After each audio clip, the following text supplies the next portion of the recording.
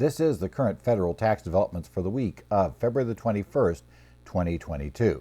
Current federal tax developments are brought to you by your State Society of CPAs and by Kaplan Financial Education. This week, we're going to be looking at what's really one big development we had this week that seems to have captured the attention of everyone, and that's going to be the IRS's relief granted for filing K-2 and K-3 for certain pass-through entities. So we'll discuss that here. And that relief, as we're going to be looking at, we're going to talk about how important is this relief, when doesn't the relief apply, and also what happens next year. So we have these issues to play with. So I'm Ed Zollers coming in here from Phoenix again. So let's get into the week that was. And I'll probably look at things that happened this week outside of this in next week's session. We'll do a little catch up. But this is kind of dominated. I've spent the entire week doing virtually nothing but sessions on this and then writing up answers after the session for questions, because it was one of those things where we had a huge number of people in a webcast and a topic that fit within the time frame barely. We did 1 hour or 2 hour sessions depending upon which sessions I was doing and when I'd scheduled things up. But in either case, we had way more people than we had the ability to answer questions during the session. So I spent most of the time when I wasn't interviewing clients I'd already booked for my tax season interviews, because we don't do sessions this late in the tax season normally, and then writing up these answers and doing sessions. So it's been an interesting week where all those things have happened. And I think the numbers I've talked to in the last week and a half in some form are an insane number of CPAs on every session. So it's been interesting running things and going. But let's talk about what happened this week.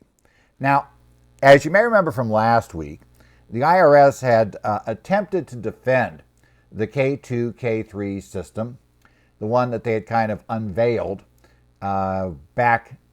essentially back in 2020, but they had sort of hid the lead, shall we say, at least for partnerships, by burying information deep in the instructions for the partnership return that would have required virtually every partnership to file K-2 and K-3, essentially to provide Part 2 and Part 3 information that would be necessary for the foreign tax credit computation. In January, they had then issued an update that finally put something in the Who Must File section of the instructions, which most people would read initially to figure out if they really need to read the other 30 plus pages. And that suddenly gave the first clue that even if you had no foreign activities and no foreign partners, you might still need to actually file this form.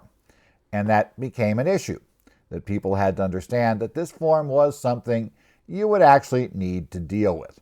So that was an interesting start. We got that in play. Now, the IRS last week essentially tried to tell in a statement given to Kristen Perillo of Tax Notes Today that, well, really, we had this out since the middle of 2020, and nobody complained about this. And, and really, we're not asking for anything we didn't ask for in the past. And, we don't understand what the upset is, but we're listening to people. And so it was kind of defensive in saying that, well, why hadn't you guys mentioned this before? Kind of missed the basic point. And the basic point technically was that the original instructions, we take a look back at those, what we had for our original instructions that we had, and let me switch, I've got a few things up here. So let me switch to the partnership instructions. They basically at the very beginning had, and you'll see it here in the third column, they had here the issue of who must file, and as we mentioned last week, very misleading in the nature that says the partnership need not complete this schedule if the partnership does not have items that are national tax relevant. It's a schedule is K-2, K-3, because these are the K-2, K-3 instructions. And then it said typically international activities or foreign partners. Way too many people read that. I think most people would read that as saying, well, if my partnership has no international activities and doesn't have any foreign partners, I don't need to file this form schedule, so I can skip reading the other 33 pages. I might go ahead and read down just in case, right? There's something else, so I might read, but nothing in here, said essentially that I had to, do it if I didn't have those two things. Nothing mentioned the problem. Well, as you're kind of aware, back on January 18th, the IRS put up this changes to the 2021 partnership instructions for K-2 and K-3. And suddenly they added this section at the bottom of that note, at the bottom of that section that said, oh yeah, by the way, if you have any partners that have foreign taxes and might need to fill in 1116 or 1118, well, you probably need to complete the form. And what that did was, at that point, you began to notice, if you actually had read if you actually wanted to go back and look at the entire instructions, first thing is you would have inserted that right over here at the top on page 2, the first column, right at the bottom of that before where and when to file. You would have inserted that there. But then, if you actually went back and read the instructions, you would have found this existing instruction on page 7, this little note here, nice long paragraph for a note. But essentially, what it told you, which was in the original instructions, the IRS is correct about that, they just made it so you were not likely to ever have read these instructions if you just stopped at the first page, having concluded that you didn't meet the criteria for who must file. Well, turns out you did, because typically isn't everything, and turns out this. Now, typically would imply it's what's most likely going to cause your problem, and I would say that was wildly wrong. This was most likely to cause the filing. You have partners who have brokerage accounts and get foreign taxes passed out on dividends. That's going to cause your issue. And the only way you can avoid this was also bad was the presumption rule. For a partnership, if you don't have sufficient information from every partner that they do not need the information for the 1116, you must complete K-2 and K-3. So the presumption rule meant that every partnership you did effectively, if it had anything that would go on Part 1 or Part 2 and Part 3 of Schedule K-2 and Schedule K-3, had to complete those forms. And we'll discuss in the 1116 instructions why you had to complete those forms, why it's important, and how in the world it mattered you had nothing international, no foreign taxes withheld, no foreign taxes paid, no foreign activity, no assets that could ever generate foreign income. Why you suddenly had to file? Well, turns out there is a very good reason why you have to, but it all goes back to the Form 1116. But nevertheless, that was it. So the IRS now, having done this, came back and said, okay, right, we've got that going. So after their response really didn't go over well, the IRS did this week in the evening of February 15th, they essentially confirmed they were going to add some more exceptions and some relief. They gave an announcement that was essentially a relief to come announcement on the evening of the 15th. And then on the morning, basically I guess it was morning everywhere, it was just before noon on the East Coast, the IRS published and updated their revisions to their frequently asked questions on K-2 and K-3. And they provided some relief there. And finally, a news release was issued at 4:40 Eastern Time on February 16th that finally actually then repeated this. And secondly, if you're on that mailing list the IRS has for tax pros, well, that was the first time you got notified of this change, about 24 hours after. Those of us who were following on Twitter, the people on tax Twitter, or even Reddit. Reddit was actually where the link to the FAQ first came up that I was aware of. We were aware of that much earlier, right, that things had changed, which was helpful for me because I was actually teaching courses that day, teaching sessions on this, so I had to adapt. I actually got the changes in just before I had to do a session. We knew that the FAQ was out, so I was adapting that quickly, then had an hour between sessions to try to clean up a bit more and do a little more studying of what was in there. But today I've got time, so we're going to talk a little bit more about it today. But before we do that, let's go ahead and take the background of what was the general rule.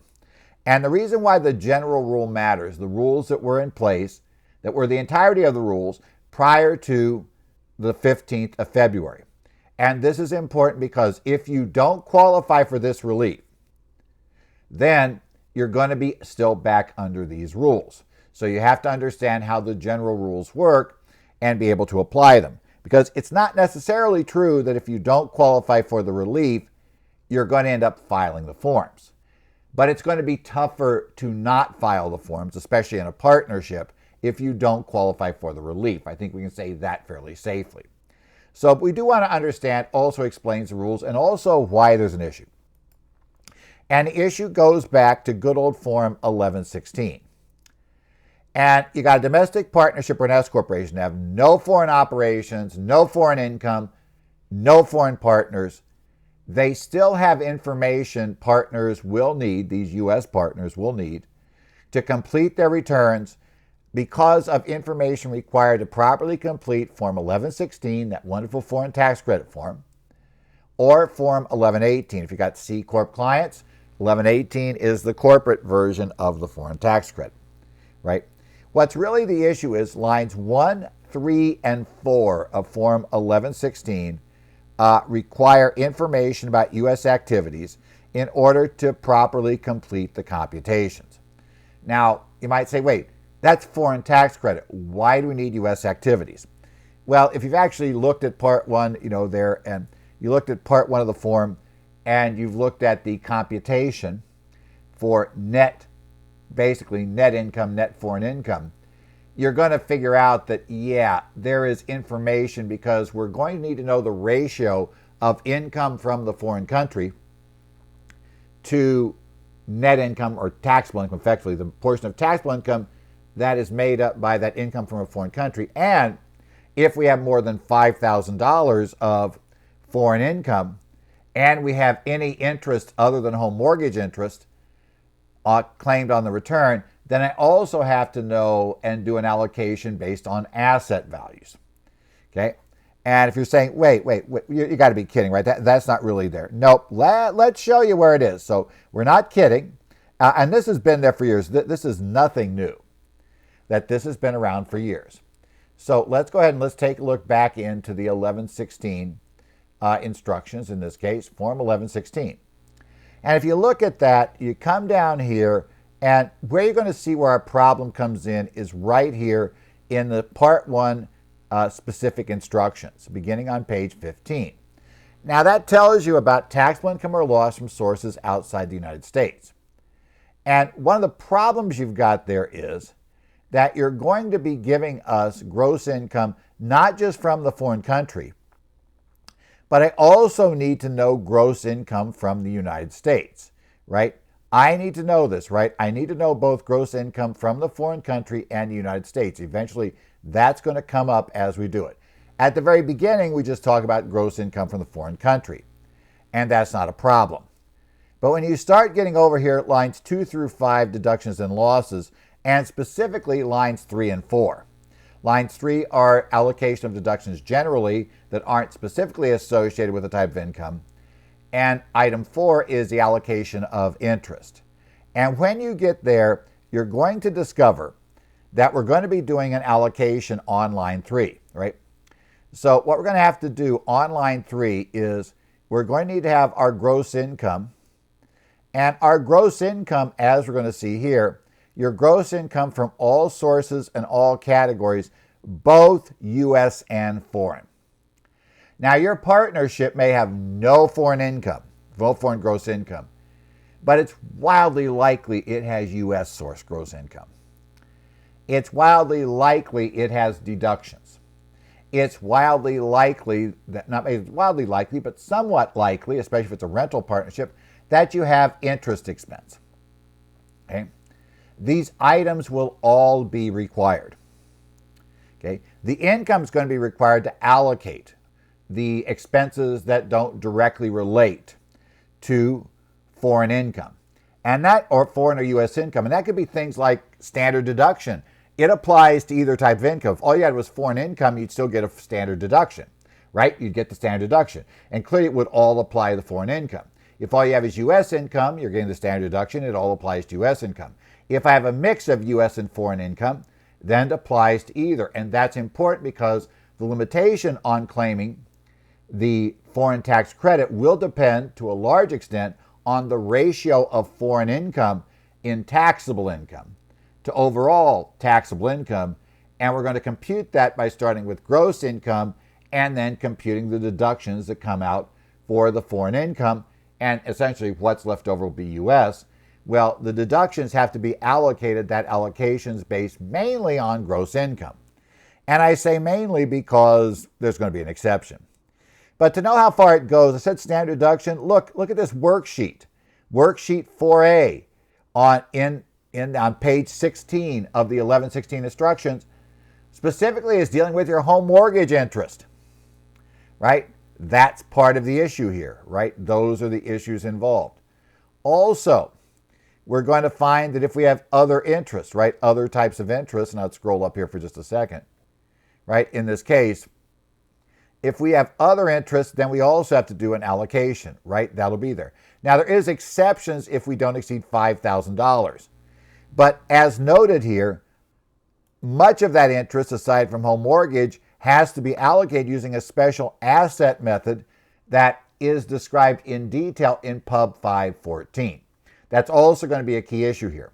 To understand the instructions for the K-2 and K-3, Part 2, Part 3, there is a presumption you have read and you're familiar with the instructions found in the 1116 instructions and Publication 514, which deals with the foreign tax credit. So as I said, Publication 514, foreign tax credit for individuals, there's an assumption you know about all this. So that's our starting point. If we need anything that's talked about in this publication or back on the instructions for the Form 1116, we need any of that stuff to complete it, well, we need to have the partner, from the partnership, I need the partnership to inform me as a partner about that information. And that means that, yeah, it's going to get messy fast. So let's go ahead then and go forward. What in the world, when do we have to complete this under the general rule and under what conditions?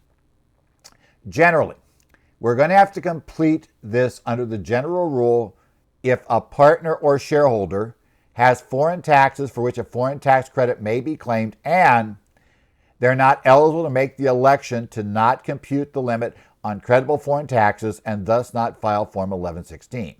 An individual can make that election if three things are true, and this is actually described on page 1 of the 1116 instructions. And what they're going to tell you there is you can do it if you have only passive category foreign income. Passive does not mean passive activity, Section 469, the loss limitation calculations. Nope. In this world, passive means dividends, interest, and certain other investment assets. And you'll find that is described for you in the instructions about how you can get out of doing this. Okay. Also, taxes reported on, if you have foreign taxes reported on qualified payee statements.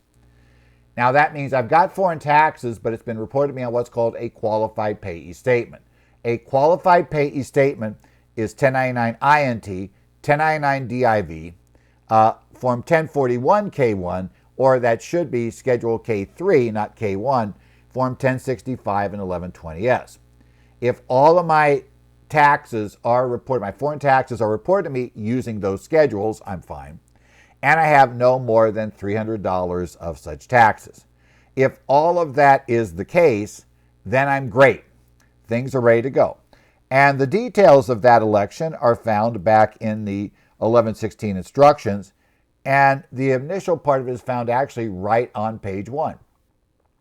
On page 1 of the instructions, we're going to find that this is found right when we get down there. And it tells you how to claim the foreign tax credit without filing Form 1116. If you do this, then you're going to be able to just claim the credit directly on Schedule, Schedule 3, Form 1040 on the simple line there. That line says, foreign tax credit. And then it says attach 1116 if necessary. If you make this election, there's no 1116 to attach. You just take those numbers straight over, your total taxes for the year, and that's what you report. In that case, basically, we don't need all this information. And by the way, the passive category income, it is discussed there, and it's a bit broader, we can say, than this, as I recall. It actually has a description there, but there, in addition to interest and dividends is usually the big thing, right? It could be from royalties, rents, annuities, excess of gains over losses of property that produces such income, or non-income producing investment property, excluding gains or losses from current foreign currency or foreign transaction, right? That's also the group. If that's all of your foreign source income, and, right, which is passive, and you're getting it from the qualified, we're getting it from, as the instructions tell us, our assessments, our qualified payee statement, and we have less than $300 of such taxes, or $600 if married filing a joint return. If all of those are true, then we're able to opt out. And so if a partner is able to opt out, then that also means we don't need to give him the K-2, K-3 information. He or she is just going to have to, in essence, tough luck, we don't have to tell you. You may want to anyway, but we don't have to. Now, where this becomes a problem is, we'll talk about in a second, is going to be what I'm going to deal with the presumption rule. But we'll get there in just a second. Now, here's the problem with the opt-out rule. Now, the opt-out rule is great for the 1116 if you meet that. The client has credible foreign taxes, so we have to qualify to opt out, to be able to just ignore the limits and ignore the limits on this year's tax and put the amounts onto the 1116. The first problem is it only works for individuals. So if you have a corporate, trust, or estate partner with foreign taxes, you're going to have to complete K2 and K3 because they cannot opt out, right? If you have a trust, now if the trust actually distributes everything, so all the foreign tax information goes out to the beneficiaries, then the trust will not really be considered your partner. You'll go to the indirect partner, which will be the beneficiaries, and you'll look at them. Conversely, like I said, if you have an S corporation, that's not our problem because, again, we're going to look to the shareholders who will be our indirect beneficiaries, right? So we're fine. Don't worry, the S corporation can't opt out because it's going to pass it out. But we do have to worry about indirect partners all the way down. So if you have a partnership that is a partner in your partnership, you got to go find out about their partners. And if they have a partnership that was interested in them, you're going to have to drill down that level. You got to keep drilling till we run out of partnerships to look through to get that done. So kind of messy, but there's where we go. And while there's no foreign income limit, even $1 of non-passive category income, there is an exception for high taxed income that's described in 1116 instructions, even though that's normally considered general category income on the foreign tax credit form. For purposes of the limitation, for the purposes of the election, we will temporarily consider that to also be passive category income for purposes of the foreign tax credit. Again, remember, that's not passive income in the passive loss limitation sense. That's passive income in the older sense of interest, dividends. It's basically investment generated income is what we're looking at there. And finally, partner probably isn't going to know if they qualify or not until they have every 1099, consolidated 1099 from the broker, and they have every pass-through entity's K1. So it may take you a long time to discover if that partner will or will not need to file this information. So that's also a problem we've got. Now, the other big problem in the partnership range is a presumption. The partnership K2 and K3 instructions contain a presumption that all partners need this information. So you got to prepare schedules K2 and the associated K3s by default for everyone and file them with the return. Now, when we go to the instructions, I've already kind of shown you this in the partnership instructions on page 7. That last paragraph of the note on page 7 in the first column, it says, if you do not have or receive sufficient information or notice regarding a direct or indirect partner, regarding whether they can make this opt-out or whether they have credible foreign taxes, you must presume they're eligible to claim a foreign tax credit and such partner would have to file Form 1116 or Form 1118 to claim a credit. You have to complete Schedule K-2 and Schedule K-3 accordingly. Now, the other interesting thing there is it never really gives us an option to say, could the partner tell us that they're going to claim the deduction for foreign taxes, which would eliminate the 1116. They're going to put that on Schedule A. Now, let's be honest. In most cases, putting the foreign taxes on Schedule A is going to disadvantage that partner who's probably not going to want to do it. But nothing here says even if they would make that sacrifice, it's not clear it gets you out of filing this form. I would say, for safety purposes, I would say you need to do it. And remember, if you don't follow this and you have not properly completed K-2, K-3, you didn't complete it when it was required, the IRS is looking at failure to file the return penalties, which get very nasty in a partnership or S corporation context. That is the threat. Notice 2021-39 in talking about reasonable cause relief for K-2, K-3 this year, issued last year. It specifically outlines the penalties that would apply. So we know what the IRS claims they are able to assert if you don't follow this. And it does get more expensive if you intentionally don't follow it. So your client that says, I don't want to do it and they can't make me, it could get really costly then, because that's also the fact pattern that is most likely to never get reasonable cause relief. So just saying, you have to understand that if they're going to nail anybody, they're going to nail the I don't want to do it and they can't make me partnership. We'll just phrase it that way. That's how this thing works. So as I said, given the presumption, the partnership presumption rule, we can only avoid this if we have information from every partner that they do not need this information.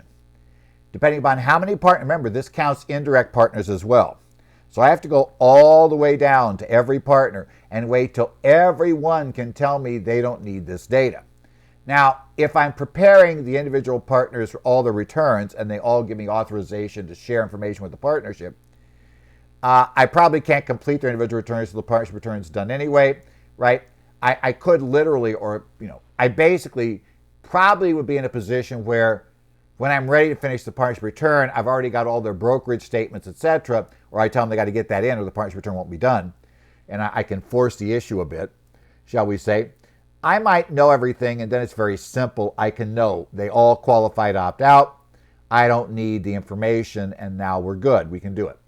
It's much more complicated the more partners that are in the partnership that you are not preparing the return for, or if you have one of them, and then it becomes just impossible under this rule, who won't agree to allow the information to be shared with a partnership about whether they have to file the 1116 because they're mad at somebody. I don't know why, they just won't give permission.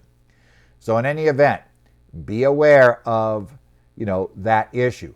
For that reason, a lot of firms that have a lot of partnerships where they don't do the partners, at least don't do the majority of the partners, they came to the conclusion early on, if the general rule applies, they are going to just do a K-2, K-3. They figured it's going to take way more time to, in essence, document everything and get all the information necessary to show they didn't have to file it. Then it would take the information necessary to just fill out the form and give it to everybody and just be done with it. So do that balancing act if you're under the general rule. Don't spend 30 hours doing work that, probably if your software supports things, might have taken you 2 hours to just do it. As opposed to, going through 30 hours of work and delaying filing until June sometime because that's when the one partner finally knew everything, and then discovering you have to issue the stuff anyway. In essence, they looked at way too many scenarios like that, just decided the smartest thing to do was just prepare it. So, yeah, you've got to balance how difficult will it be to meet the exception, to get the information to meet the exception for your partnership versus how much time will it just take to just give the information and be done with it. That's kind of the issue right now, okay? And as I said, all indirect partners are in this mix. Now, S corporations are a lot more interesting. The S corp K-2, K-3 instructions don't have any presumption line in it. In fact, they do tell us that we must prepare the schedules, do the K-2, do all the K-3s, if any shareholder requires that information. But these same instructions tell us that nothing in the instructions, nothing in these instructions require you to make an inquiry of the shareholder unless other IRS guidance specifically requires it. And nothing in these instructions seem to require making the inquiry. So for an S Corp, we don't have the presumption, but there still are issues that you have to be realized. And I think there are two potential problems that can force an S Corp to do it anyway. First, if the signing shareholder, let's say the officer signing is a shareholder, 99% of the time, right, they're going to be. We don't usually have an officer that doesn't own shares. So if we have a shareholder signing the return, and that shareholder has credible foreign taxes that are going to be in excess of him or her being able to make the election, or he or she has other type of income. They know they're going to have other type of foreign income that's going to block the election. I don't think they can sign the form. I don't think they can sign the return because they would be committing perjury, because under the jurat, they are supposed to say this is true and correct to my knowledges, and they have knowledge that a shareholder requires this information. They do. Similarly, I think the preparer may have a problem here. If they're preparing any of the returns for the individual shareholders, which often is true, and you become aware of that shareholder, you just got their 1099-B, like one I opened yesterday, but not for a shareholder of an S Corp. But if it had been, I opened the 1099-B, and she has $800 of foreign taxes. Gang, we're out of it. We're way past the limit. She's filing single, over $700 of foreign taxes. She's not qualifying for the election. So if I was doing an S corporation that she's a shareholder in, I'm now aware that there's a shareholder that needs to file these forms. And that's a problem. Now we get back to whether she would give me permission to let the partnership know that, or the S corp know this, and then we get the whole conflict of interest potential measure. So you'd hope that she's not upset with the S corp and simply says they don't, it's none of their business anything about this. I'm not talking to them. I forbid you, right? Absolutely. And it doesn't matter if she forbids me or not. She's got to give me permission, and written permission, because it's 1040 information, to use it for anything besides her return. Right. We got a problem there, potentially. But hopefully I don't have that problem. Okay, now that's a long way around to getting to the actual relief. So what did we get this week? And these are the FAQs of K-2 and K-3 tax life, right? This updated FAQ, which is on the IRS website, was issued the morning of February 17th. Or I should say 16th. I always get my dates wrong here. I forget. 15th was the first day, 16th was the other. I keep forgetting Monday was the 14th, right? So we got to get into that. It added question 15, which provided specific relief, right, for this purpose, right? So that FAQ on the IRS website, which I believe I have up. So let me go back and see if I've already got it up in Chrome, so I can switch over to do this issue. The problem is they all say this. Oh, well, did I actually have this? Maybe not. Okay, well, they put the, there it is, frequently asked questions. So this went up that morning, right? Actually went up the 16th, and then it got modified the 17th. And only modification of the 17th was they forgot to put all these added things in here, because all came up on the 16th to give the date these things came up. So basically this came up, and the big one's going to be down here in question 15. This is where you're going to find the additional exceptions for tax year 2021, because this describes all the other rules, but 2021 is part of that, right? So there'll be various issues involved here. Also some special cases if an upper tier partnership does not receive a K-3 from a lower tier partnership, and issues like that. So we've got that described there, various other factors. But this is the big one we're looking at here on question 15. And we'll talk about question 15 and what exactly it told us here in just a second. Let's go ahead and keep going. Before you're going to get the relief under question 15, though, we are going to have to meet 3 criteria. And we'll talk about these 3 hurdles we've got to get over in order to be able to use it all. If you do not clear the hurdles, you're back to the general rules. So back to what we talked about before now. Okay, so just understand it goes. If you clear those hurdles, the presumption, at least for a partnership, changes. I'm not sure it changed at all for an S-Corp. By the way, the instructions were written for the S-Corp. So for the partnership, the presumption changes, right? You end up with a presumption no partner needs the information on Part 2 and Part 3. Now, if they need it for something else, some other part, this doesn't cover it. But we assume nobody needs that information unless a partner, or unless we become aware a partner will ask for this information. If we become aware of that, then we're back to having to file it and hand it out, okay? That's the requirement, but we now go to waiting for that. There is a link, which never fits well in these slides, but there it is, which will get you there. I just go to Google and, query, schedules K-2 and K-3 frequently asked questions. And if you want to really do that bright, you put site:/irs.gov first, then put that down. And it should take you straight to these FAQs. Now, what the IRS originally announced was this on that evening, right? And they eventually did put it online on the special alert page, too, that we had there. But it told us they were going to give us certain relief with an S corporation with no foreign activities, partners or shareholders, and without knowledge of partner or shareholder need for the information. Now, that's interestingly worded. That's going to cause a little problem. Like I said, if you prepare the return, you may have knowledge that a partner needs this, but they're going to keep talking about, they're going to kind of interchangeably refer to requests received, or aware requests will be submitted, or knowledge that this is, so we don't have a really solid rule on when the trigger takes place. It changes every time you read a different paragraph. They suddenly change the wording, which it would have been nice had it been a little more consistent. But they weren't. So let's talk about the 3 hurdles you have to clear. Okay, here are 3 hurdles you've got to clear to use this simplified method. In tax year 2021, the direct partners. Now, this is interesting. We do not have to consider indirect partners at this point. That's nice, right? So we just need to look at our direct partners in 21. Those are people we issue a K-1 to. I do not have to ask my S corporation partner if, they have any of these people. I don't have to do drill down. So there's good. As long as none of my K-1s are going to, get this in the right order, a foreign partnership, a foreign corporation, a foreign individual, a foreign estate, or a foreign trust, I clear the first hurdle. Okay. If you're sending any one of those back to the general method, we're done, right? You're not going to get this relief. The second hurdle you need to claim, again, looks at your 2021, this year. You have no foreign activity.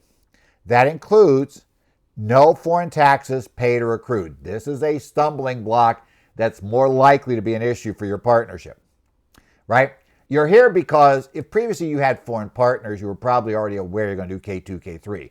So nothing surprised you about the presumption rule, except you'd have to fill in maybe Part 2 and Part 3 when you thought you didn't have to, but otherwise you're already doing K-2, K-3. If you didn't think you were doing it, now you've got a problem. If you have any foreign taxes paid or accrued, you're back under the general rule. And probably going to file it anyway because foreign taxes paid come out in Section 3 or in Part 3. Remember, we got parts and within parts have sections. In Part 3 of the Schedule K-2 and Schedule K-3. So yeah, we're going to be filing that anyway. But any foreign tax, and there's no de minimis number here. So if the partnership went out and put some money in a mutual fund, a global mutual fund, and they got the 1099 now from the fund this year, and they received $5.22 of credible foreign taxes, gang, you're preparing the forms. That's it. Game, set, match. We're done. Also, you cannot have any ownership of assets that generate, have generated, or may be reasonably expected to generate foreign source income. So any assets outside the country will generally be in this category. So you've got, you bought a rental property in Mexico. You're not yet ready to rent it, but you're planning to rent this property in wherever outside the U.S. That is an asset that may reasonably be expected to generate foreign source income, certainly will at some point.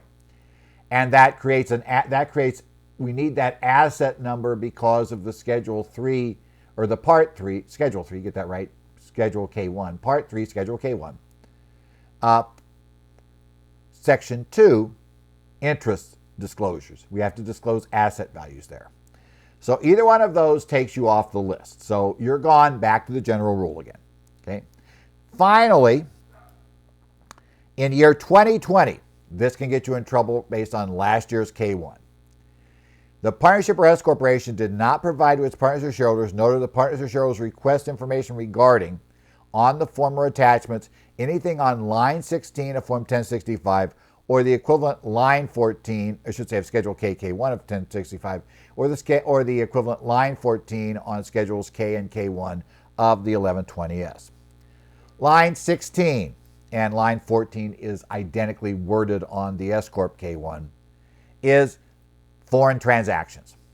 That's where you disclose your foreign taxes, foreign income, anything else related that you had last year. If you made any disclosures in box 16 on the K1s last year, you don't qualify for this relief. Now realize, if this year you have none of that stuff and all the partners qualify for the exception, you still might not need to file the K2 and K3, but you're not going to get the presumption you don't need to. That's the big caveat. If that was there last year, or if somebody requested it last year and you provided it to them last year, you're now back to presuming everybody needs this data. You have to do K2, K3. Even if you don't have this data this year, you're going to have to report the gross income numbers, because this is the IRS's presumption that these partners or shareholders have foreign activities. As such, we need to give them this information. There's also a requirement similarly if you had to do certain specific disclosures in the other disclosure box, box 20C for a partnership, box 17D for an S Corp. You have a controlled foreign corporation, passive foreign investment companies, 1120F information, section 250, that whole FIDI stuff last year, 864C8, 721C partnership information with foreign entities, and section 7874 disclosures. And if you had those, you had entries down in 20C related to foreign items of this sort, then you have to. Also, you don't qualify for the automatic don't need to do this. And that's line 17D. So box 17, code D, essentially is what it is. For the S Corp, similar issue. If you have any of that stuff to report, it was on last year's S Corp return, you do not qualify for this relief. Now, if you qualify for the relief, then as noted, we're going to assume that your partners don't need this information. However, if they tell you they do, right, before the return is filed, if any partner or S Corp shareholder notifies the partnership or S Corporation before the partnership or S Corporation files its return, the conditions for the exception are not met, right? And you must provide the K3 to the partner or shareholder and anybody else who has information on there that could be relevant to them. And you must provide Schedule K2 and K3 to the IRS for the partners. So if they notify you ahead of time, you have to do it. I suspect, like I said, for the S Corp shareholder who's signing the return, if they know they themselves need it, that probably means we have knowledge it'll be requested. And if in fact we have, if we're preparing those other shareholders' returns and we're aware of the issue, that sets up a bit of an uncomfortable situation potentially. And I would probably lean to doing the K2 and K3 unless you want to go dig and make sure none of them need this information. And that gets a little messier because you already know one does. Once you know one does, we're done. I don't need to know if we meet this condition and we really don't know. Now, if somebody's had $20,000 of foreign income from investments for the last 30 years and, thousands of dollars of credible foreign tax, guys, they're going to be asking this year, right? Let's not play games. I don't know yet. It's like, you would know if you just looked at the brokerage statements through the end of the year if they didn't have the 1099 consolidated out yet. It's going to be there. Be reasonable. But if you really have one where it's close, they've had $150, $200 worth of credible foreign tax every year, unless somehow it went way up this year, they're not going to do it. Then I think you could say, we didn't know at the time that they were going to request, and we're good. I think we're good in that scenario, okay? So, seems to work without a problem. That could be it, right? If they do it after the return's filed, we have to give them the information at that point. Okay. So if they ask after the return is filed, we then hand them the information. That's how this one works. So, yeah, pretty straightforward. Okay. What if the entity fails to qualify for this relief? At that point, you go back to the general rules to see if the schedules must be completed and filed. What you've done is you're back to the presumption on a partnership that everybody needs this information. They need the information because we're presuming they're going to fill in Form 1116.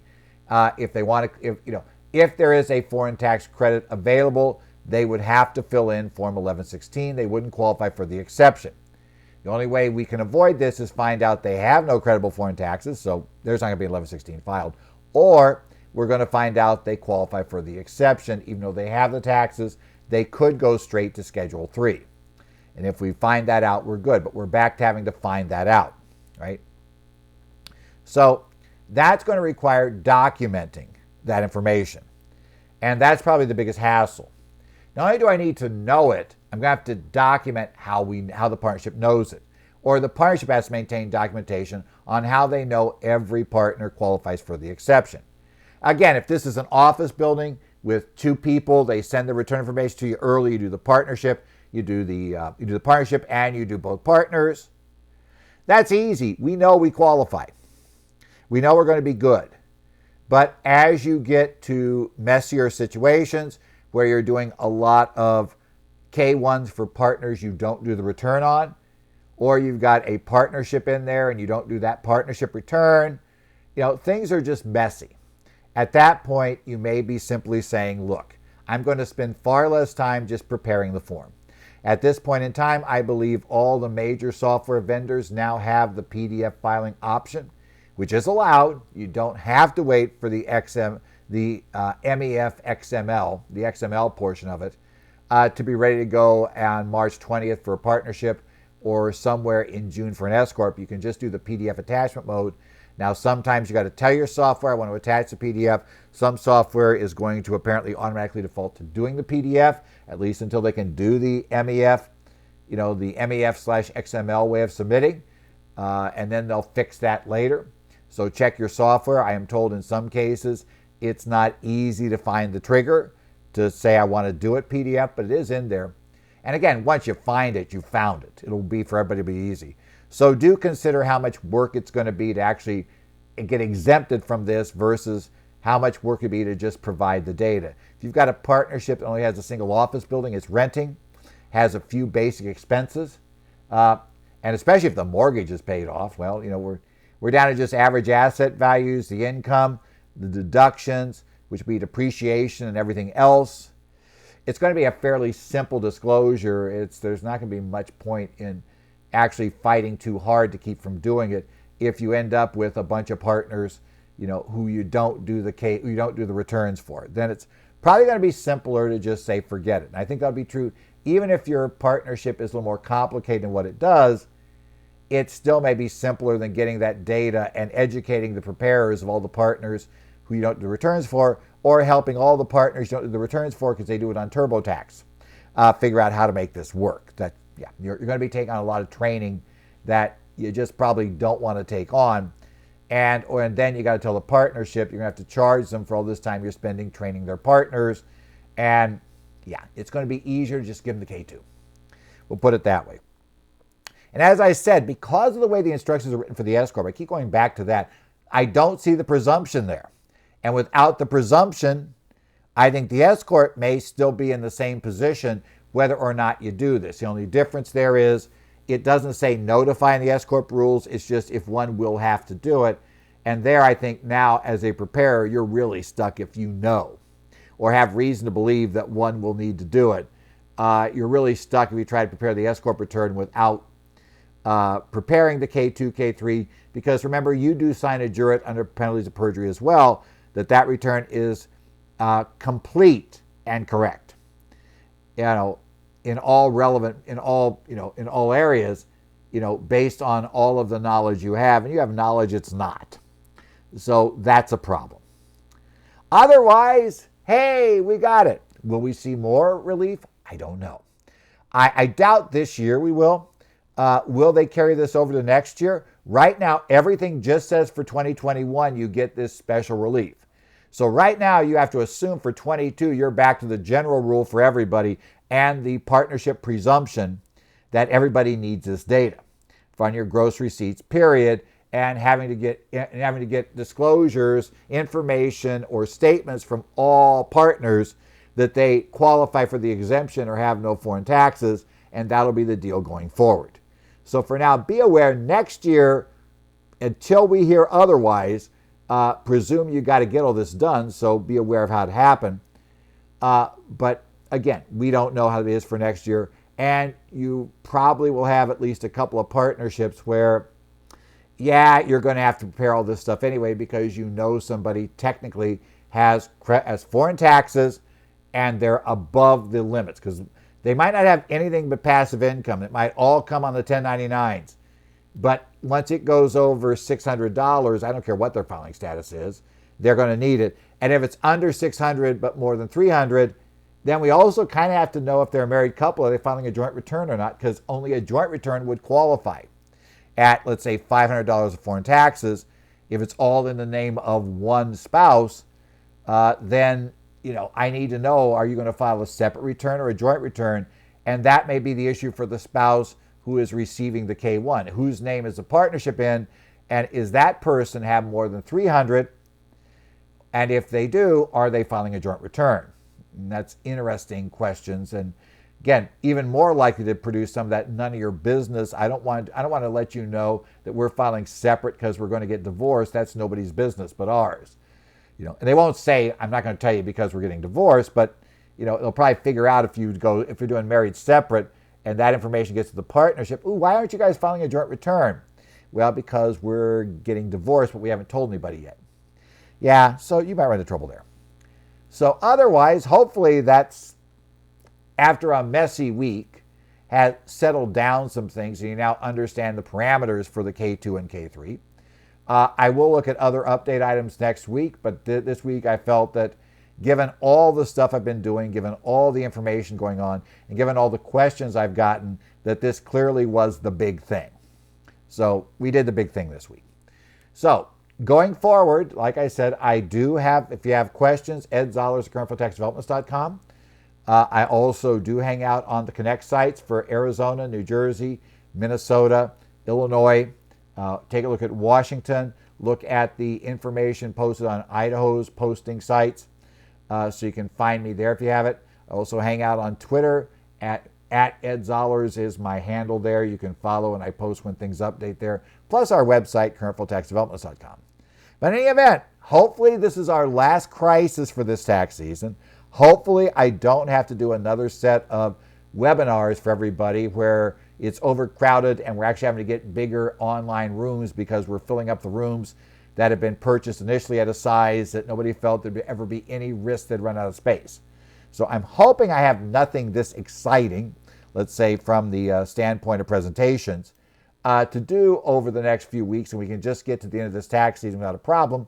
But in any event, whatever happens, we will give you the information next week here in Current Federal Tax Developments.